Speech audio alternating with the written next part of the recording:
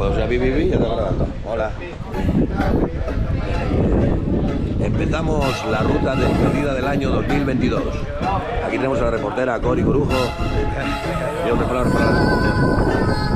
Qué bendito. Tengo sueño. Vale. Una hora después. Nos perdimos. Acabamos en el Prado del Riverland Y de la yendo Cuasella. para Covadonga. Y de la Cuasella. ¿Cómo? No sabemos cómo. Y entonces